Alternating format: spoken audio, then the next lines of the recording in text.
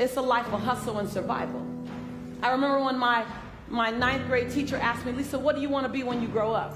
And see, I have to fight the Harlem Crip 30s every day to get home from school, so I looked at her and said, alive. I took an English class. I got a fail in English. And my English teacher said in front of the entire class, Lisa, you have to be the weakest writer I've ever met in my entire life. Don't worry, my story ends good. Don't feel sorry for me. I got 7 under my belt. And then the same year, my speech teacher said, after giving me a D-, I knew I had an A in speech. Like, come on. He obviously didn't agree with me. He gave me a D- and said, quote unquote, Miss Nichols, I recommend you never speak in public, that you get a desk job. So here's the beauty of that story. Other people's perception of you ain't none of your business. Everything you've ever been through, sat through, rose through, cried through, prayed through, everything is a setup for your next best season. And the way you forgive the perceivingly unforgivable, the way you love the perceivingly unlovable, the way you accept what seems to be unacceptable, the way you embrace after you've been betrayed, the way you do that is the way you will lead us. Your light belongs to everyone who'll be illuminated because you were bold enough and obedient enough to let your light shine. Yes, yes? Yes, yes? And every time you cross someone's path and they can't handle your light, you know those people that they try to give you reasons why you should tone it down a bit. That they would tell Cheryl not to sing so loud.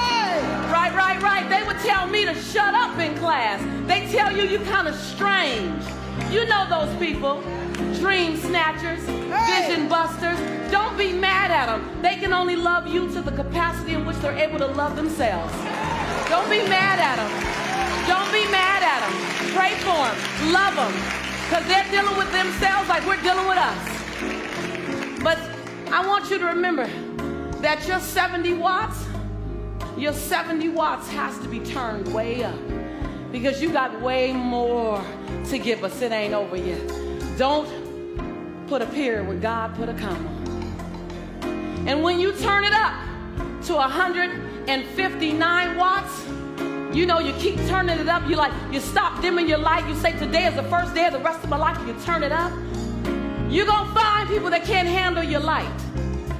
And before today, you might have dimmed your light. You might have shrunk a little bit. You might have tempered it down a little bit. But after today, I want you to see this. After today, turn the lights up. After today, you don't dare dim your light. As your light gets brighter, you're going to disrupt some people.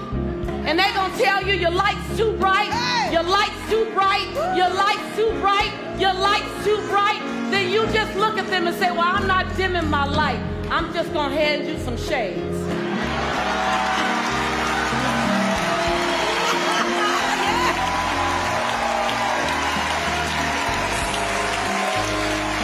I'm just saying, why don't you start carrying around an extra pair of shades?